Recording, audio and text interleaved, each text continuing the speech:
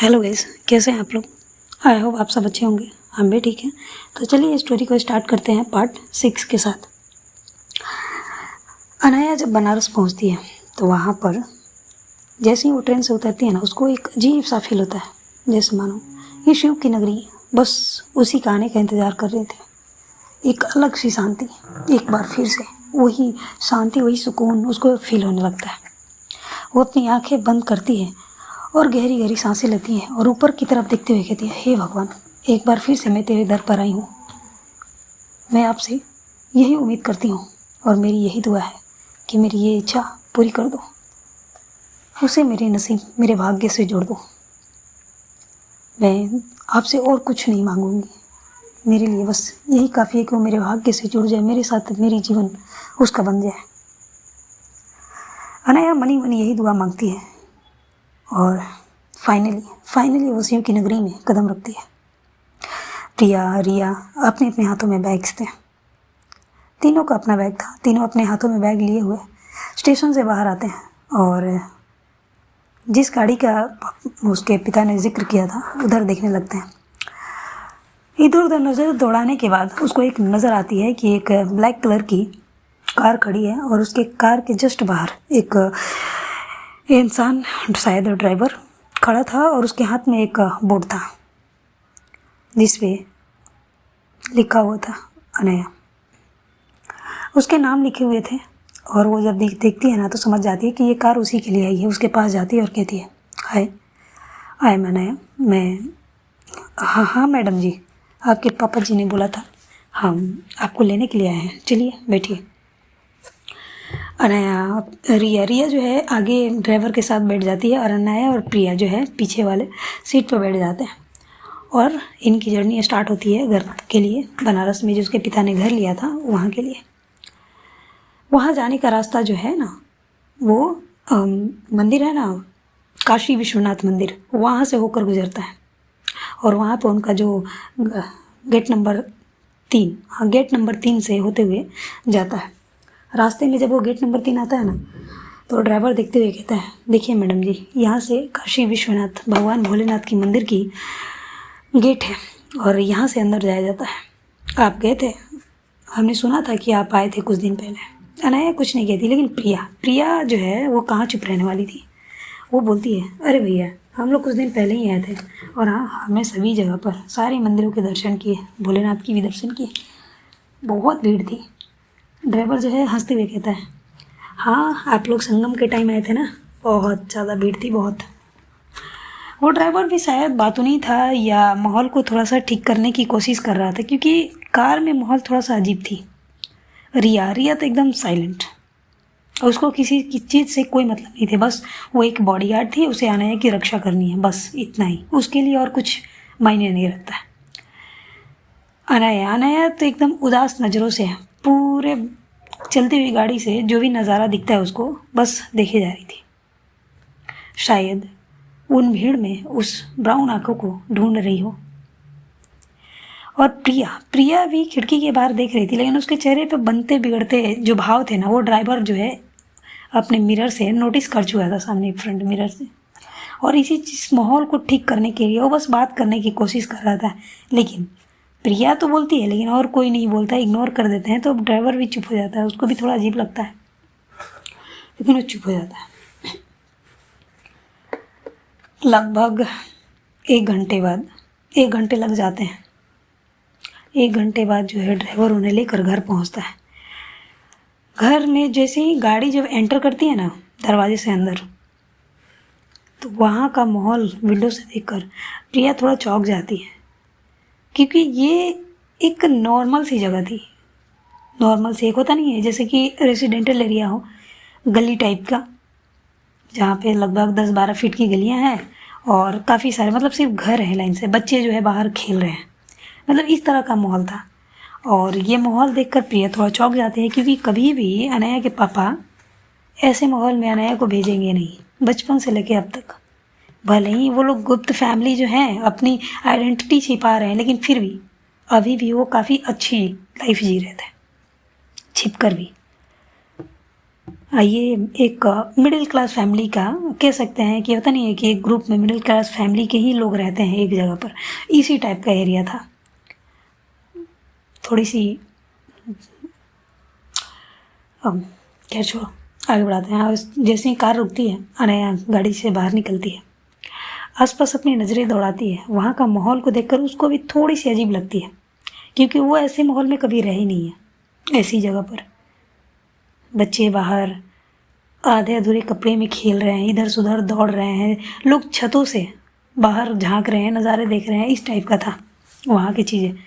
अनाया को भी थोड़ी अजीब लगती है, लेकिन फिर भी उस चीज़ को इग्नोर करते हुए चुपचाप घर के अंदर चली जाती है। कहीं ना कहीं उसे पता था कि उसके पापा ने पहले से इंतज़ाम सारी चीज़ें कर दी थी। रिया भी निकलती है। रिया तो अपने अपने स्वभाव के अनुसार वो पहले पूरी एक नज़र चारों तरफ अच्छे से घुमाती है। जब उसको सही लगता है कि हाँ यहाँ पे सब ठीक है, तब जाके वो घर के अंदर जाती है। प्रिया निकलती है, उसको वो भी क्या बोले, वो अंदर चली जाती है मुंह बनाते हुए और कहती है, अनया ये अंकल ने कैसी जगह रखी है, ये बहुत अजीब लग रही है, हम कभी इस माहौल में आए नहीं हैं। अनया कहती है, कोई बात नहीं, सारी चीज़ों को देखना चाहिए, लोग कैसे रहते हैं, मिडिल क्लास फैमिली, ये भी देख लो।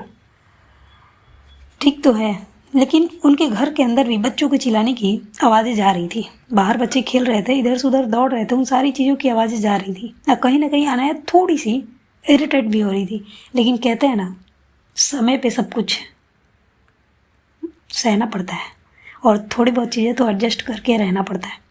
क्योंकि अनया के पापा ने पहले ही बता दिया था, वो लोग एक नॉर्मल फैमिली है, मिडिल क्लास फैमिली से। और कहीं ना कहीं अनया को उम्मीद थी कि ये लड़की जो है यहीं कहीं आसपास रहती है, इसीलिए उसके पापा ने ऐसी जगह पे उसको भेजे हैं। और यही चीज़ को सोचते हुए वो चुप रहती है, वो कुछ कहती नहीं है, बस उसको इंतज़ार था उसकी एक नज़र पाने का। वो जाती है, वहाँ पे सर्वेंट थे, तो कहती है मेरा कमरा। सर्वेंट अनया का बैग लेकर अनया के कमरे की तरफ जाता है, जो कि सेकंड फ्लोर पर था। रिया का कमरा भी सेकंड फ्लोर पर ही था, लेकिन जो है प्रिया का कमरा नीचे में ही था। तो जो है प्रिया कहती है मुझे भी सेकंड फ्लोर पर जानी है। तो सर्वेंट कहते हैं सॉरी मैम, बट ऊपर तो ही रूम है, आपको नीचे ही रहना होगा। और रिया तो नीचे नहीं रहेगी, क्योंकि वो अनया की बॉडीगार्ड है, तो उसके आसपास ही रहने वाली है। और प्रिया रिया के कमरे में रहेगी नहीं, क्योंकि उसको अकेले रहना होता है। अनया अकेले रहना ज़्यादा पसंद करती है। प्रिया ना चाहते हुए मन मारकर वो चली जाती है नीचे के कमरे में। वहाँ जाती है तो वहाँ का चीज़ें देखती है ना, तो वो खुश हो जाती है, क्योंकि काफ़ी अच्छे से डेकोरेट किया गया था, काफ़ी अच्छे से सजाया गया था रूम को, काफ़ी बहुत अच्छे से बेड वगैरह सब कुछ बहुत अच्छा था। वो देखती है तो खुश रहती है, चलो माहौल अच्छा नहीं है, ये जगह अच्छी नहीं है, लेकिन घर और रूम्स काफ़ी अच्छे हैं। वो जाती है, वहाँ जाकर अपना बैग रखती है। रखने के बाद जो है पहले वो सबसे पहले वॉशरूम जाती है। वॉशरूम जाकर फ्रेश होकर बाहर आती है। वही अनाया भी अपने कमरे में जाती है, और अनाया का कमरा जो था ना, एक अलग ही था। उसके कमरे का व्यू, वाह, जो चाहिए था अनाया को, उसकी बालकनी से वो व्यू नज़र आ रहा था। वो व्यू क्या था वो तो बाद में पता चलेगी। तो अनया भी अपने वॉशरूम जाती है, फ्रेश वगैरह होकर कपड़े वगैरह चेंज करके बालकनी में जाती है। बालकनी में जाके वहाँ पर एक बैठने के लिए छोटा सा सोफ़ा राउंड शेप में रखा हुआ था। वहाँ जाती है, जाकर बैठती है। बैठकर अपने आसपास के जो भी घरें थी या नीचे बच्चे खेल रहे थे, उन सब पे नज़र डालती है, लेकिन उसको कुछ खास नज़र नहीं आता जो उसको नज़र आना चाहिए था। वो पापा को फ़ोन लगाती है वहीं पर बैठे बैठे और कहती है, पापा। हाँ बेटा, पहुंच गए? हाँ पापा, थोड़ी देर पहले ही आए हैं। ओके पापा, ये मुझे बात समझ में नहीं है, आपने मुझे यहाँ पर क्यों भेजा? ये जगह, ये तो ऐसा लगता है जैसे मोहल्ले टाइप का। उसके पापा कहते हैं, हाँ बेटा, मैंने बोला था ना, ये तुम्हारे लिए सरप्राइज़ है, बस थोड़ा वेट करो। तुम्हें जो चाहिए, जिसे चाहिए, जिससे मिलनी है, वो सब कुछ तुम्हें वहीं से नज़र आएगा। ठीक है, बस थोड़ा सा पेशेंस अपने अंदर रखो और ऊपर वाले पे भरोसा करो। और हाँ, सुबह होते ही चले जाना काशी विश्वनाथ मंदिर और वहाँ पे जाके भगवान से दुआ करना और हाँ, प्रसाद भी चढ़ाना। अनया कहती है पापा आप नहीं भी बोलते तो भी मैं जाती। गुड, मेरा बच्चा बहुत समझदार है। और मैं गंगा घाट भी जाने वाली हूँ शाम को।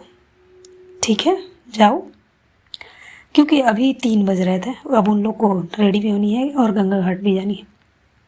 अनया घर में सबसे बात करती है, थोड़ी बहुत, माँ से भी, दादी से, दादाजी से, सबसे बात करती है। उसके बाद फ़ोन रखती है। फ़ोन रखने के बाद जो है अपने कमरे में जाती है, तो वहाँ पर पहले से ही प्रिया बैठी हुई थी और कह रही थी हो गया बात, अब बोलो क्या करनी है, मुझे भूख लगी है यार। तो अनया कहती है ठीक है, एक काम करो, जाओ रेडी हो जाओ, रिया को भी बोल देना और हम चलते हैं, गंगा घाट जानी है और वहीं पे मैं तुम्हें कुछ खिला दूँगी। प्रिया गंगा घाट के नाम सुनते ही खुश हो जाती है और ये नॉर्मल डे था, आरती भी देखने को मिलेगी अभी सामने से। तो चली जाती है, जाकर उससे मतलब रिया के पास जाती है, तो वो पहले से ही रेडी होकर बैठी थी। तो प्रिया कहती है अच्छा तुम रेडी हो गई। रिया कुछ नहीं कहती, उसकी तरफ एक नज़र देखती है, फिर नज़रें हटा लेती है। प्रिया थोड़ी चिढ़ रही थी लेकिन फिर भी कहती है हमें गंगा घाट जानी है। अनया ने बोला है, तो बोल कर वो चली जाती है, अपने कमरे में जाती है, फ्रेश वगैरह होकर कपड़े चेंज करती है, करके तीनों के तीनों रेडी होकर उसी कार से बाहर निकलते हैं। और जैसे ही ये कार बाहर निकलती है, जस्ट वो कार आगे से पास करती है, जस्ट वहीं से एक लड़की उनकी कार के सामने से क्रॉस करके निकल जाती है। लेकिन अनया और ना ही किसी का ध्यान उस पर जाता है। वो लड़की कोई और नहीं, आकृति होती है। लेकिन आगे जाते ही आकृति के कदम रुक जाते हैं और झट से वो पलट कर पीछे देखती है और पीछे देखते हुए जाती हुई कार को बड़ी ही गौर से देख रही होती है।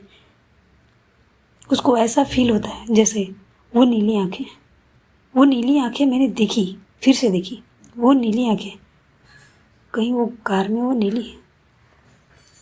वो उस कार के सामने जाने चाहती थी लेकिन वो कार तेज़ी से निकल गई थी। वो जैसे वो जा रही थी, उसकी एक होता नहीं है कि आदमी चलता है तो कभी कभी नज़रें इधर उधर घूम जाती है, मतलब देख लेते हैं हम लोग आगे पीछे क्या हो रही है। बस उसी मोमेंट के बीच में उसकी आंखें जो है अनया की आंखों से टकराती तो नहीं है, बस उसी की आंखें अनया की आंखों को देख पाती, लेकिन अनया सामने देख रही थी मोबाइल में, तो अनया उसको नहीं देख पाती, लेकिन कहीं ना कहीं आकृति की नज़रें उसकी आंखों पर पड़ चुकी थी। जब तक वो कार वहाँ से गायब नहीं हो गई, मतलब वो चली नहीं गई, तब तक आकृति वहीं पर खड़ी थी। तभी जो है आकृति की बहन, छोटी बहन आवाज़ लगाती है, दी चलो ना, क्यों खड़े हो यहाँ पे। तब जाकर आकृति अपने होश में आती है और अपने घर की तरफ बढ़ जाती है, लेकिन फिर भी जाते जाते भी पीछे पलट के ज़रूर जिस तरफ कार गई थी वो देखती है, लेकिन उसको कुछ नहीं दिखता। वो परेशान हो जाती है, वो जाती है घर में जाते ही वो इधर उधर ना ध्यान देते हुए अपने कमरे में जाने लगती है। तभी जो उसकी माँ आवाज़ लगाती है, आकृति क्या हुआ बेटा, कहाँ जा रहे हो। माँ मैं अभी आ रही हूँ, मुझे तो थोड़ा सा टाइम दीजिए, मैं फ्रेश होकर आती हूँ।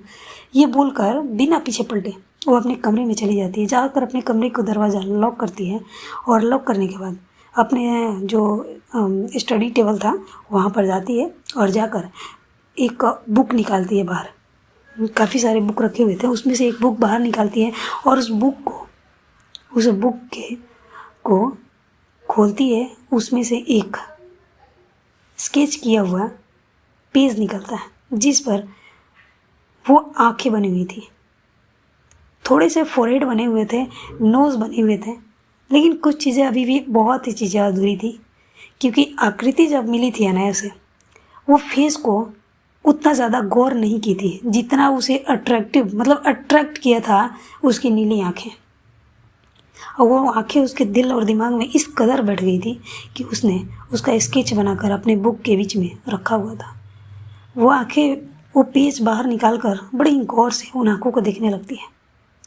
और उस स्केच में कुछ लाइन और ड्रॉ करती है, जैसे कि आईब्रो के नीचे का जो होता है ना हिस्सा, आईब्रो के नीचे का हिस्सा और चिक्स का ऊपर का हिस्सा, वो सारी चीज़ें जो है ना, थोड़ी बहुत चीज़ें जो नहीं ड्रॉ थी उसको ड्रॉ करती है।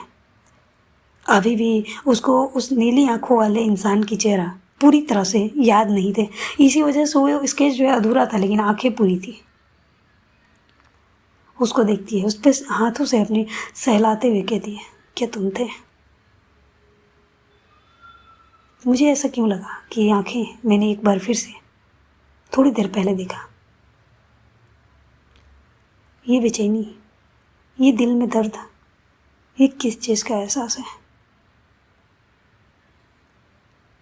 क्यों मुझे परेशान कर रहे हो?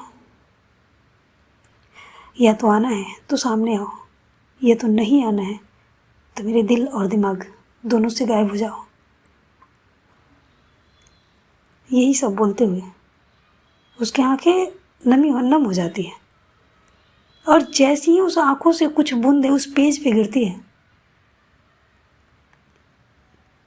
तो आकृति थोड़ी चौंक जाती है। वो अपनी हाथों को उठाती है, अपनी आंखों पे रखती है, और जैसे ही वो साफ़ करती है ना, उसकी आंखों में आंसू आ जाते हैं, मतलब ये हाथों पे आंसू आ जाते हैं। और उन आंसू को देखते हुए कहती है, ये क्या, मैं रो रही हूँ, पर क्यों? मैं क्यों रो रही हूँ? क्या हो गया है मुझे समझ में क्यों नहीं आ रहा है कि मुझे क्या हुआ है। ये सारी चीज़ें सोच ही रही थी, तभी उसका मोबाइल जो है रिंग करना स्टार्ट करता है। आकृति का ध्यान उधर जाता है, तो जाती है तो देखती है कि उसके मोबाइल पर उसकी फ्रेंड का कॉल आ रहा है, जिसका नाम होता है पूजा। वो कॉल तो पहले रिसीव नहीं करना चाहती थी, लेकिन वो खुद की आंसू को साफ करती है और कॉल रिसीव करती है। हाँ पूजा, क्या हुआ तुम्हें? तबीयत तो ठीक है? हाँ मैं ठीक हूँ। तुम रो रही हो? नहीं, मैं नहीं रो रही। नहीं, तुम रो रही हो। एक्चुअली मैंने तुम्हें बताया था ना, वो नीली आंखें। हाँ, जिसे तुम्हारा नींद और चैन दोनों छीन लिया। हाँ, मुझे पता नहीं क्यों, पर ऐसा फील हुआ कि मैंने आज फिर उसे देखा, उन नीली आंखों को। अच्छा, कहाँ देखा? यहीं एक कार गुजरी मेरे पास से, मुझे लगा कि वो नीली आंखें उसी गाड़ी में थी। वो लड़की जो पूजा थी, वो कहती है, यार तुम्हें समझ में नहीं आ रही है कि तुम्हें क्या हो रहा है। यही तो बात है कि मुझे समझ में नहीं आ रही है। मैं जब से उस इंसान से मिली हूँ, तब से मेरी नींद, मेरी चैन, मेरा सुकून, मेरा सब कुछ चला गया। उसने मेरी जान क्या बचाई, मेरा सब कुछ छीन के ले गया। ये जान तो मुझे वापस मिल गई, लेकिन मैं सुकून से जी नहीं रही हूँ। क्या करूँ मैं, मुझे खुद समझ में नहीं आ रहा है। पूजा एक गहरी सांस लेती है और कहती है, आकृति, हाँ, आई थिंक तुम्हें प्यार हो गया है। क्या? हाँ। तुम ये कैसे कह सकती हो? तुम ही ज़रा सोचो, हम पूरे दिन में हम स्कूल जाते हैं पढ़ाने के लिए, या कॉलेज भी जाते थे, अभी भी जाते हैं। सोचो कि हम कई लोगों से मिलते हैं, कितने लोगों से बात करते हैं, है कि नहीं? लेकिन आज तक तुम्हें ऐसा किसी भी इंसान के लिए फील हुआ जो तुम्हारे चैन, तेरा सुकून, तुम्हारी नींद, सब कुछ लेकर चला जाए? आकृति कहती है, नहीं, सिर्फ यही एक इंसान की वजह से जो तुम्हारी जान बचाई, और तुम उसके लिए, एक अनजान इंसान के लिए तुम इतना बेचैन हो, ना ठीक से सो पा रही हो, ना ठीक से खा पा रही हो, ना, मतलब क्या बोलूँ मैं। तुमने कभी सोचा नहीं कि वो क्यों, ये तड़प क्यों, किस चीज़ के लिए है? आकृति कुछ नहीं बोलती, चुपचाप सुनती है। पूजा कहती है आगे, सोचो इस बारे में, तुम ही सोचो, क्यों तुम इतनी बेचैन हो। हालांकि मुझे कहना तो नहीं चाहिए, लेकिन मुझे ऐसा लगता है कि तुम्हें उस इंसान से प्यार हो गया है, वो भी शिद्दत वाला। लेकिन अब तुम क्या करोगी? ना तुम उसे जानती हो, ना पहचानती हो, ना नाम जानती हो, ना पहचान, कुछ नहीं। वो कहाँ का है, क्या का नहीं है, वो भी नहीं। तुम्हें बस वो नीली आंखें। हालांकि दुनिया में कई लोगों का होगा, तुम कहाँ ढूंढोगी? और ढूंढने की तो बात छोड़ो, तुम किसी की मंगेतर हो। तुम्हारी शादी है कुछ दिनों में, और तुम इन सारी चीज़ों में फंसी हुई हो। सोचो इस बारे में, सोचो। क्या तुम्हें खुशी है इस शादी की? तुम अपने घर में चाहो तो बात कर सकती हो। प्रिया जो है, सॉरी, आकृति जो है उसको रोकते हुए कहती है, पूजा, मैं तुमसे बाद में बात करती हूँ। ये बोलकर वो झट से फ़ोन काट देती है।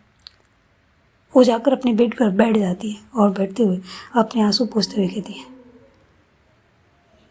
क्या क्या सच में मुझे प्यार? उसके हाथों में वही स्केच थी जो उसने वो आंखें बनाई हुई थी, उसके अपने आंखों के सामने करती है और कहती है, क्या सच में मुझे तुमसे प्यार हो गया है?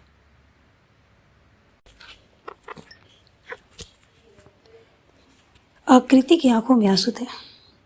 वो स्केच को देखते हुए बस अपने दिल ही दिल में बोले जा रही थी, क्या सच में मुझे प्यार हो गया है? एक ऐसे इंसान से जिसे मैं ना जानती हूँ,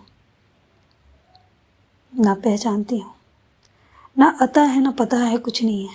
वो कहाँ पर रहता है, कहाँ पे नहीं, कुछ नहीं।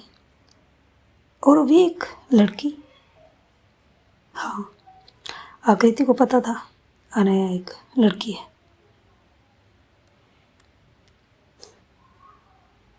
एक लड़की ने मेरा दिल, मेरा सुकून, मेरा चैन सब लेकर चली गई एक ही नज़र में। तुम जो कोई भी हो, जहाँ भी हो, बस एक बार मिलो, एक बार मिलो, तुम्हें इसकी सज़ा ज़रूर मिलेगी। हालांकि आकृति ये सब बोल तो रही थी उन नीली आंखों को देखते हुए, लेकिन उसकी आंखों में आंसू थे। क्या मंजर था! कहने को तो दिल में बहुत से दर्द, प्यार, सब कुछ था, और जब उसे अपनी फीलिंग्स का एहसास हुआ, जिसके लिए था वो तो था ही नहीं।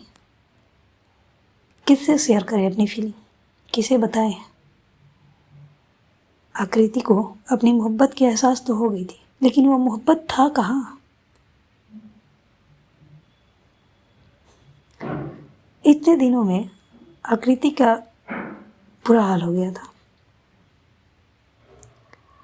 कहने को तो वो अपने परिवार के साथ थी, अपने बहन, अपने माता पिता के साथ, लेकिन वो अंदर से बहुत अकेली थी, बहुत ही ज़्यादा। उसका सुकून, उसका चैन, सब कुछ खो सा गया था। फैमिली वालों के बीच में रहती तो थी, साथ में डिनर करना, लंच करना, जो भी था सब कुछ, लेकिन वो पहली वाली स्माइल, वो पहले वाला चमक चेहरे पर, वो पहले वाला सुकून भरा चेहरा, वो मासूम सा चेहरा जहाँ पहले खिला हुआ रहता था, और आज एक अनजानी सी उदासी उसके चेहरे पर नजर आती थी। पिता तो अपने कामों में बिजी रहते थे, उनको इन सारी चीज़ों पर ध्यान नहीं था, लेकिन माँ तो माँ होती है। अपने बच्चे की थोड़ी सी तकलीफ भी उन्हें पता चल जाती है, और कहीं ना कहीं आकृति के माँ को अपनी बेटी का दर्द, या यूँ कहूँ उसकी उदासी समझ में आ रही थी। उन्होंने कई बार कोशिश किया था आकृति अपने बारे में बताए, उसके अंदर क्या चल रही है, वो किस चीज़ से परेशान है, लेकिन आकृति हमेशा कुछ ना कुछ कहकर टाल देती थी। और आज जब अपनी आकृति को अपनी फीलिंग का एहसास होता है, तब भी उसको एक दर्द महसूस होता है अपने दिल में, क्योंकि पहले तो इस चीज़ की जानकारी नहीं थी, उसे अपनी फीलिंग का एहसास नहीं था लेकिन वो समझना ही नहीं चाहती थी। और आज जब वो समझती है तो कहाँ है मोहब्बत, जिसके लिए जिसकी मोहब्बत का फूल उसके दिल में खिल रहे हैं, वो है कहाँ।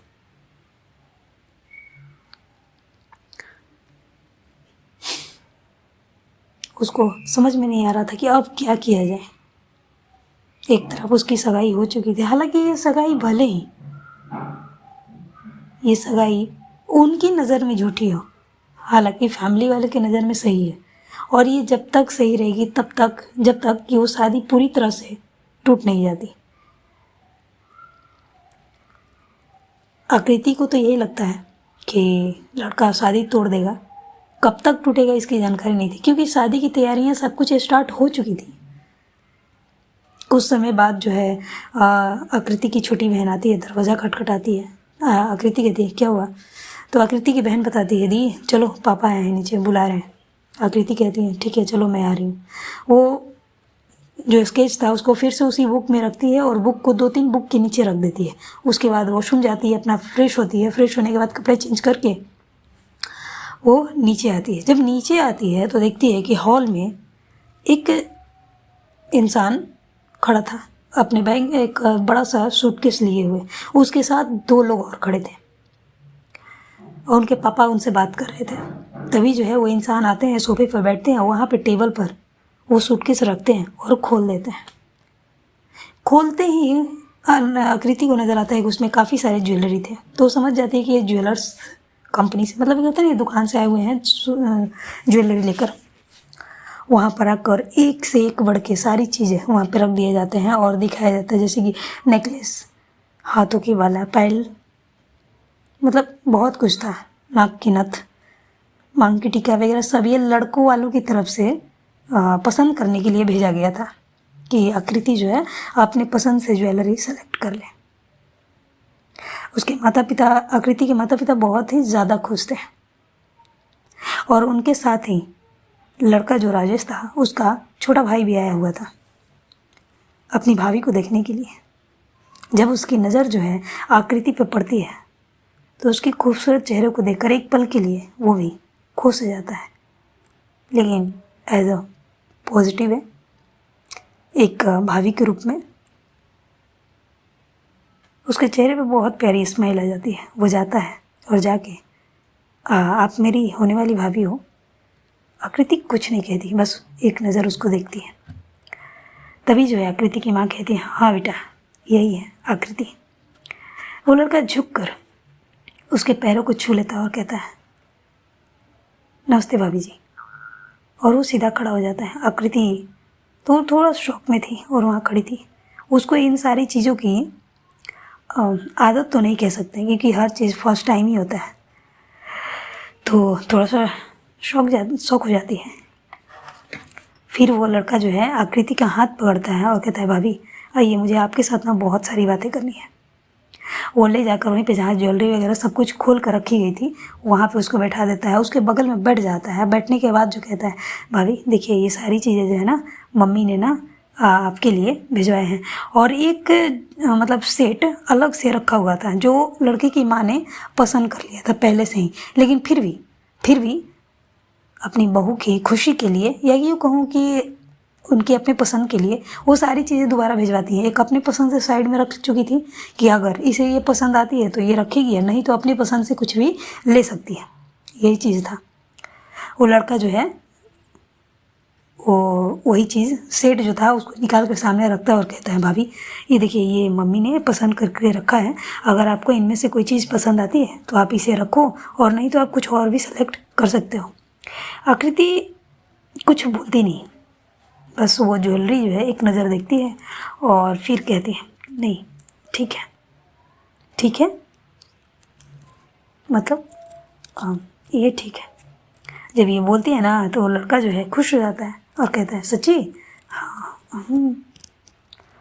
हाँ, मुझे भी बहुत पसंद आया था। देखो इनमें से ये जो है ना पायल, ये मैंने पसंद किया था, और ये मांग टीका मम्मी ने पसंद किया। ऐसे ही करके वो सारी चीज़ें बता रहा था। वो लड़का का उम्र कुछ ज़्यादा नहीं था, यही कोई 15 साल। तो अभी भी उसमें काफ़ी सारे बचपने थे, तो बच्चों की तरह बिहेव कर रहा था। वही जो है अनाया और प्रिया, रिया सभी जो है संगम घाट बनारस घाट पहुंच जाते हैं। वो इस बार नमो घाट जाते हैं। नमो घाट जाते हैं, वहाँ पर जाकर अभी आरती होने में थोड़ा सा वक्त था। अनाया चुपचाप उदास नज़रों के साथ वहाँ जाती है और बैठ जाती है घाट के किनारे। और घाट के किनारे बैठते हुए वो गंगा माँ को बस देखते रहती है। और देखते हुए ना जाने उसको क्या होता है, वो फिर से पुराने दिनों में चली जाती है। कैसे आकृति पानी में गिरी थी और उसको बचाया था, और वो नज़र, वो सारी चीज़ें याद करने लगती है। याद करते हुए अपने वो ब्लेज़र नहीं था, वो ब्लैक कलर का जैकेट पहनी हुई थी, उसमें हाथ डालती है, वहाँ से स्केच निकालती है और निकाल कर देखने लगती है। देखते देखते वो उसकी आंखों में हल्की सी होता है ना चमक आ जाती है। कहानी यहीं से शुरू हुई थी और ख़त्म भी यहीं पर होगी, वो अपने मन में कहती है। और ये बोलते हुए बस उसके चेहरे पर स्माइल आ जाती है। जब मैं दोबारा आई हूँ तो तुम्हें लेकर ही जाऊँगी और तुम्हें पाने की हर एक कोशिश करूँगी। ऊपर वाले ने तुम्हें मुझसे मिलाया है, तो कुछ ना कुछ तो सोचा होगा हमारे लिए, वरना हम मेरे दिल में तुम्हारे लिए ऐसी फीलिंग कभी नहीं जागती। मिलते तो हम हज़ारों लोगों से, लेकिन आज तक ऐसा कभी फील नहीं हुआ कि कोई दिल में इस कदर जगह बना ले कि उसके लिए नींद, चैन, सुकून सब कुछ।